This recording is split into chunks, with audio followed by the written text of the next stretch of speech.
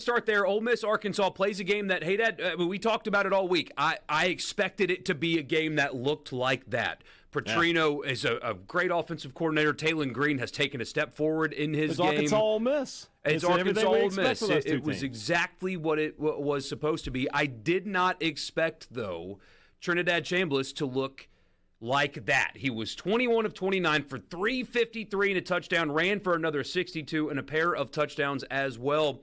But what is most impressive to me about the game is not the numbers.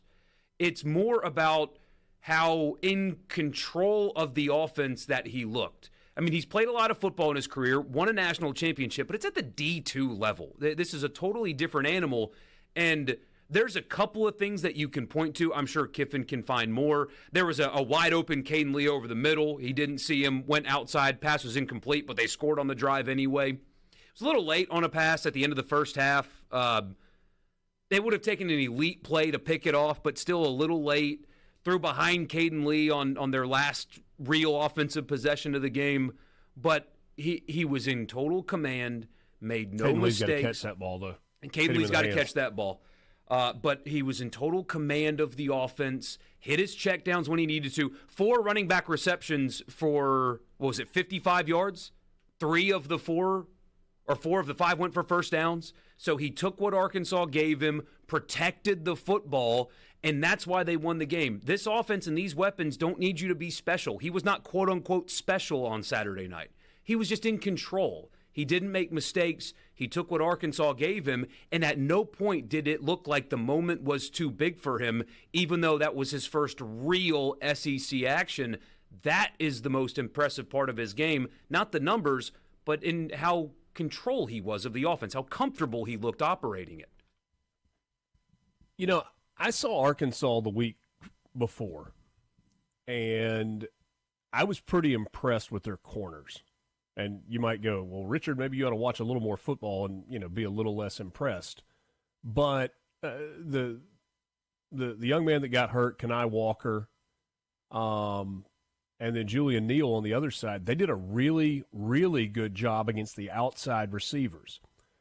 An area that Arkansas State a week ago had success was in the slot. And I thought it might be a game where Caden Lee kind of came out of his shell a little bit and had a really big game. He had 3 catches for 75 yards. He had the drop late, and I feel like there was one other drop maybe that Caden Lee had. Also had a couple of really nice catches. But Ole Miss was able to exploit the outside with their big receivers. And, boy, that Arkansas secondary, they have got a ways to go. I love where you started, Borky. I thought the game plan, the play calling by Bobby Petrino was outstanding, like just exceptional. I'd say Taylon Green has done more than just to take a step forward. He is 100% completely in control. He's still not as accurate a passer as he needed to be. He missed some easy throws. Now, he hit a bunch of throws, but he missed some easy throws underneath. And then the running game was, I don't know, I think I thought that Ole Miss would have a little bit more success with its running backs, but that defensive line for Arkansas is improved. And so the other piece of that, if you're going to say, though, that Bobby Petrino called a great game, you got to give credit to Charlie Weiss Jr. / Lane Kiffin. We found out after the game, I guess it was on Saturday night, Lane Kiffin's words, he was exhausted. Maybe it was yesterday that he said that in the follow-up with the press. Said they built 2 separate game plans. One for Trinidad Chamblas, one for Austin Simmons, and then obviously used the one for Trinidad Chamblas in the ball game. I thought Ole Miss called a beautiful game as well. Yeah. It was really, really high level. Yes. Now I'm going to ask you two the question that I asked Robbie Falk. I was surprised by his answer. Can you go back to Simmons? Do you go back to Simmons? What do you do here? Can you go back? Yes. Absolutely. Absolutely. Do you go back? Not right now. He's not healthy. He's not healthy. He's got to be healthy. Yeah. And maybe so the bye week is after the LSU game, right? Correct. So you reassess then? You do. And you got to remember, too, that was everybody's first look at Chambliss. Mm-hmm. You think that John Summerall's not going to have a really good game plan, actually prepared for – I mean, he's got to do this again and again and again, but we'll keep answering this when we come back. But it wasn't gimmicky, right? No, not at all. They didn't have a gimmicky game plan that allowed Trinidad – he made good decisions. He got outside. And the offensive line – I mean, there's been maybe that's where we ought to pick up when we come back is talk a little bit about Ole Miss's offensive line, because through the first couple of weeks of the season, that was a real question mark. We're back with you right after this on Sports Talk. What do you do? Do you go back? How do you handle it? This feels like, to me, on the outside, it feels like Shea Patterson, Jordan Ta'amu, except that Simmons is still good. But you bring in Chambliss the same way that Ole Miss brought in Ta'amu, right? They're like, look, we have our quarterback of the future, but we just need a veteran guy to kind of back him up, and he's there. He's the break glass in case of emergency guys. And then when there is an emergency and you break the glass, you find out, oh, no, he's really good. What do we do? Yeah. So there is – this is going to sound overly critical, but I think if you're watching objectively, you saw it too. Chambliss does not have the electric arm that Austin Simmons has. No. Everything he threw passes on time and was smart with the football, and that's why it worked. But you can see that one of them's arm talent is greater than the others, rather significantly, to be honest. Lane even said today that they had two different game plans, basically. For there's a thing that they're going to do offensively for Simmons and the thing they're going to do offensively for Chambliss, and those two things don't meet together. They're two different quarterbacks. And what I think this allows you to do at a bare minimum is to not rush Simmons back anymore. You don't feel like it's urgent to get him as ready as soon as possible. And, I mean, I'm no doctor. That looked like a multi-week thing. He did not look like he was very comfortable at all. I mean, he went through warm-ups and was moving around good and all that, but a design run, which is interesting in and of itself, and he gets tackled on that very injured ankle, and then he can't walk. I don't care what he said in his press conference today. That guy's not starting on Saturday, and you don't need him to anymore. I mean, is it as simple as Chambliss is the guy now until Simmons is healthy and then proven otherwise? I feel like we try to make this a very linear conversation. Like it's if this, then this, if that, then that, and like never the twain shall meet.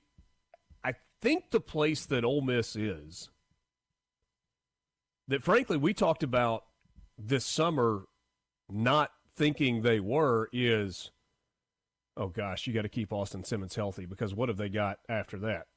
They've got Trinidad and Tobago as a backup quarterback, and then there's AJ Maddox. And that sounds disrespectful saying it right now, but we knew so little about Trinidad Chamblas at the time that you had no idea. And I think the place that you are now is thrilled that you have what you believe is two very, very good quarterback options. You cannot lose sight, in my mind, of some of the things that came out of camp, of people that had been watching Austin Simmons last year, throughout the summer, going into this year, in terms of the elite talent. There's no question that he was shaky in his first couple of starts with some bad decisions and some poor throws. I know that he's got 4 interceptions in 2 starts. I don't think you're bailing on the guy if you think he is a generational talent at quarterback, because your backup quarterback played it really well in an SEC game on Saturday night. Yeah. I mean, when you get a message that's this definitive, Trinidad should be QB1, period. I couldn't disagree with that more. He's also going to play against better defenses if he continues. I mean, LSU in 2 weeks is going to present a lot more difficult of a challenge. I agree with the other texter there on the C-Spire text line that says, if he beats LSU, if he beats Tulane to LSU, you can't change.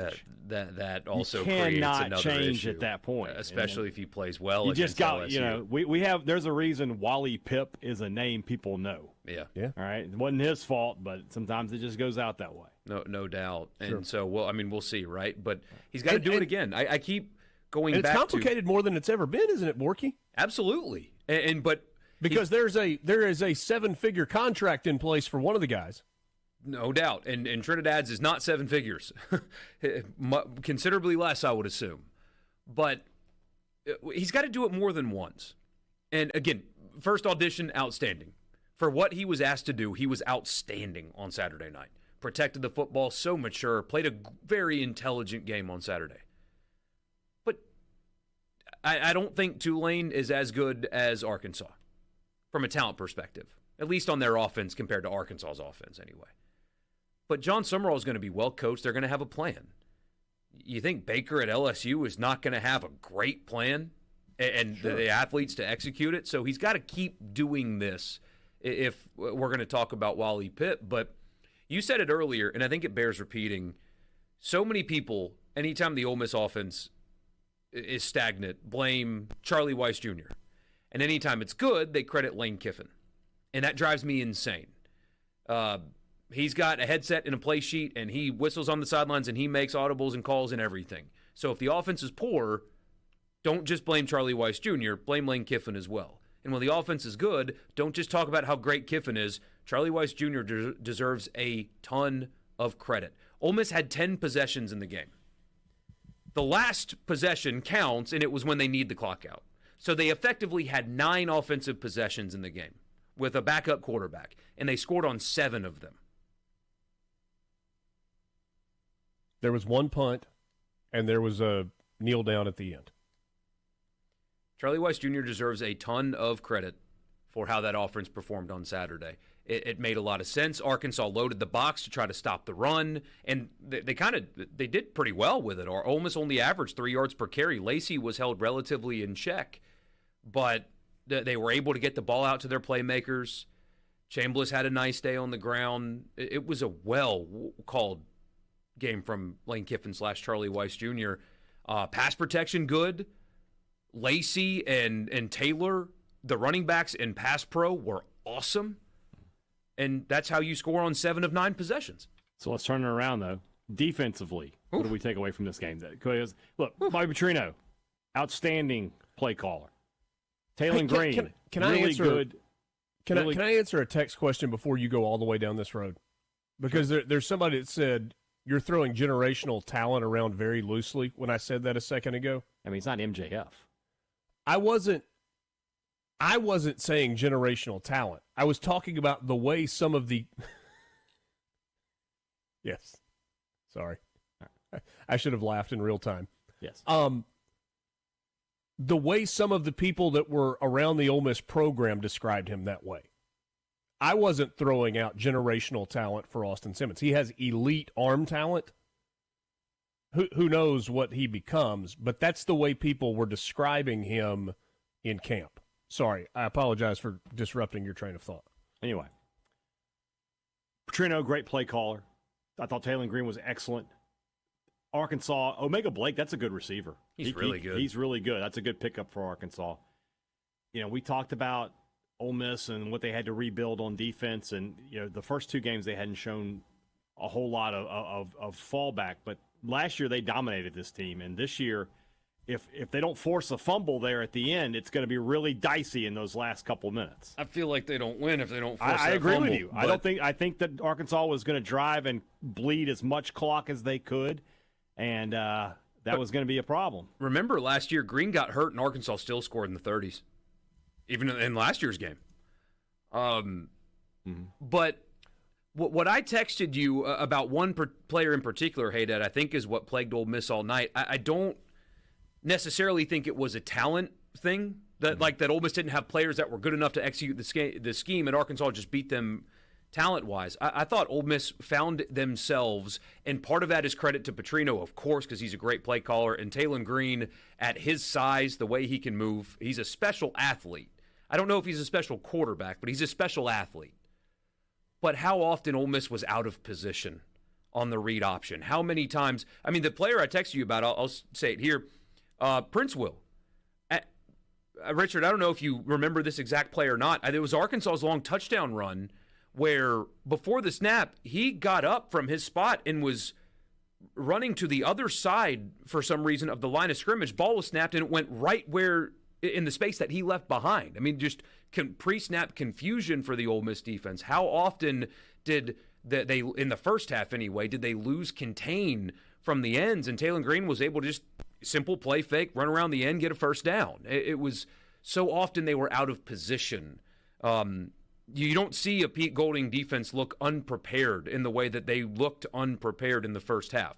Much better in the second. Arkansas only scored 1 second-half touchdown, and they actually forced a turnover. But to me, it was more about discipline and preparedness than it was a lack of talent. And Petrino and Green could have just exploited that all night. Yeah, I don't disagree with that. I will say I think Taylor Green right now is running the RPO game as well as any quarterback I've seen do it in the last 3 or 4 years. Small sample size, but he has been elite in the read option RPO game. When to pull it, when to run it, when to hand it off, when to pull it and throw it. Really, really good in that. I mentioned this before the break. What about offensive line? Pass protection was quite good on Saturday night. 1 sack allowed with a quarterback that got outside the pocket a good bit. Had a number of people point to the fact that they thought the pass protection from the running backs was outstanding awesome. As well. Really good. More coming up. Things can be true at once. Had a much better game than they did against Kentucky. At least I think they did. Arkansas defensively in the SEC could very well be the worst one they'll face this year. Could be. Struggled to run the football, but in part because Arkansas stacked the box a lot. I mean, they put a lot of bodies in the box, and so it's harder to run the football, obviously, and that's why you threw for 350 yards. Hey, Dad, I'll tell you, I've been mentioning Diego Pounds for 3 weeks now. He was Offensive Lineman of the Week in the SEC, and he should have been. So I think all of that can be true at once, right? Still not quote-unquote perfect, but much better. And they're going to face better competition. That's going to be a real test about how much better they actually are.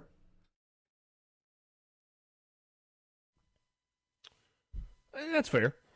It's fair. Good test this week. This is a good test this week. Summerall's a good defensive coach. He'll have a good game plan. And look, every game's not the same.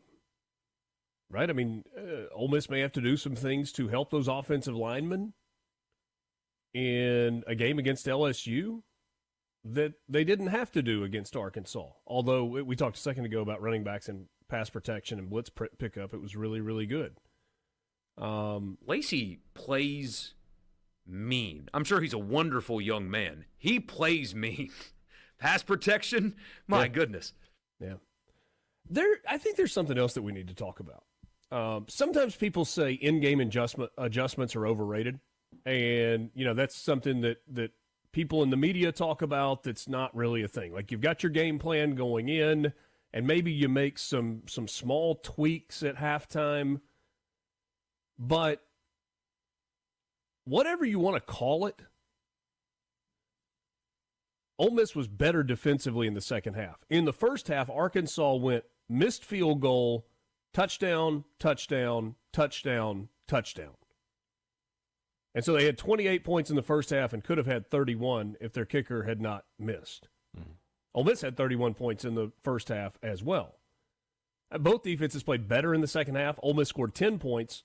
Arkansas had 1 touchdown in the second half. So after giving up 28 in the first half, Ole Miss, they did a better job getting off the field in the second half, giving up just the 1 touchdown. And, well, it would have been 2 if not for the fumble. Yeah, the fumble that the defense created. Yeah, that wasn't like he just dropped the ball. That was it wasn't. Daugherty making a really heady play and sealing the game. I talked to Pete Golding last week, and he's like, man, there's an area we got to get better. We got to get some takeaways. He said, we have got to take the football away. Were there 3 or 4 opportunities that Ole Miss had a chance for an interception? There were 2 So there were 5. Relatively easy. Yeah, there were 5 total that I counted, 2 of which would have been spectacular, like elite plays that you don't bemoan the defender for not coming up with the football. The other 3 were obvious drops. And then there was 1 called back on a questionable defensive holding there, but there's questionable calls in football games. It does happen. Yeah. The ambiance. Yeah. They had plenty of opportunities to turn him over and just did not capitalize. Wyatt Williams had a chance at one and just couldn't make the play. Daughtery should have had one early in the game and couldn't make the play. So, I mean, if any of those 4 or 5 turn into actual interceptions, then the game is different also. But you mentioned the second half. They did a much better job at not biting on Taylor Green's play fakes in the second half. They were able to contain him more so between the tackles and not allowing him to just do an easy play fake and get around the end and run for easy first downs. That was the big thing in the second half, I think. They contained him within the tackles. Sam Pittman said in his post-game radio interview that Taylor Green was dealing with some cramping. Did he run as much in the second half? I feel like he didn't. He did some, but maybe not as much in the second half. And there was a moment late in the ball game where they were kind of working on him, but Ole Miss had a player down, and so he didn't have to come out of the game where they stopped play for him. He was kind of grabbing at his hamstring. Humid night, hot, but not miserably hot. And so that's a thing. But all that's part of football. All that's part of football. And also, last thing, we need to turn the page eventually. It doesn't have to be the last thing, but one more thing I wanted to mention is last year's Ole Miss team lost 3 close games, all of them one-score games. And what they did in those games, especially, in Baton Rouge in the first half, really, but against Kentucky and against Florida, is they, in the tight spots, did not execute, right? That was the thing. Ole Miss beat themselves in those 3 losses last year. Bad interceptions, dropped passes, et cetera, et cetera. I know it's Kentucky and Arkansas, and they've got LSU and Georgia on the schedule, and they have to go to Norman. That's not going to be easy either. It gets more difficult. But they've played 2 SEC games, both of them close, and in the second halves of these games, they were the ones that executed. They were the ones that didn't make mistakes. They were the ones that were comfortable in those spots, and their opponents were the ones that weren't. And that's noteworthy. That matters. And a team learning how to be comfortable in those spots is one that, when they find themselves in that again, won't panic. And it felt like last year's team in tight spots and close games panicked. This one has not done that, and that does matter. It absolutely matters. It's hard to win. The margin for winning and losing is minuscule. I'm like, what's Arkansas saying today? Well, if you just don't fumble there, you've got momentum, you're going to take it into the end zone, and then Ole Miss is going to have to go a long way in a short time to try to have a chance to win the ball game. That's what Arkansas is saying today. And maybe they're saying, you got a good kicker, but he's a young kicker, and he missed 2 field goals. Otherwise, it's a tie game. And you're going to give if you give Ole Miss 45 seconds, they just have to get in the field goal range. That's right. That's an offense the way they've been playing, the way your defense has been playing. The game was not going to be over unless you bled the clock all the way down. Borky, 2 games in a row, to your point about doing the little things late, not getting tight. Ole Miss had the really crucial 3 and out, and then Arkansas, because they didn't do that, it was the only time I think the entire game they went 3 and out. Had to punt it back to Arkansas. Arkansas goes down and scores. Ole Miss gets the ball back. Then you had the turnover where Ole Miss got it back, and what did they do? They ran the clock out. And did they it went physically. And got a first down. They ran right at Arkansas. Mm-hmm. And that was another thing they couldn't do last year. They couldn't close games. What was it, a quarterback run and then 2 running back carries for a first down? That's ball game. And force the opponent to use their final timeouts. In a bad spot, if I remember, on the second down as well. Should have been it shouldn't have taken 2 carries, if I remember correctly. I think the first one got it, but still, doesn't matter. C-Spire text line. Ole Miss wins by a fumble Saturday night. End of discussion. Quit acting like they are a national championship team. They are overrated by a lot. What show is he listening to? I don't know, but everything that he has sent has been negative. Like, what show are you listening to right now? We're talking about Ole Miss being a national championship team. They're not. Nobody They're not is saying going to win the that. national championship this year. Seems unlikely. I still, at this moment, don't think that they're a playoff team. I think Yeah, they've got a lot of improving to do to get to that caliber. I don't know what show this person is listening to right now. But you're not texting the right one, I'll tell you that. But Borky, to your point, you think they're not a playoff team, and that may very well be the case, and everybody's schedule is hard. Like, we've done the thing where, Mississippi State's schedule is hard. Well, compare it to Oklahoma's, and it's not as hard as Oklahoma's. Well, Ole Miss's schedule is hard, but it's not – everybody's schedule is hard in the SEC. Except Texas. Except for Texas. Yeah. But there are 3 games that you circle. Texas has their own problems. You look at the LSU game at home on the 27th.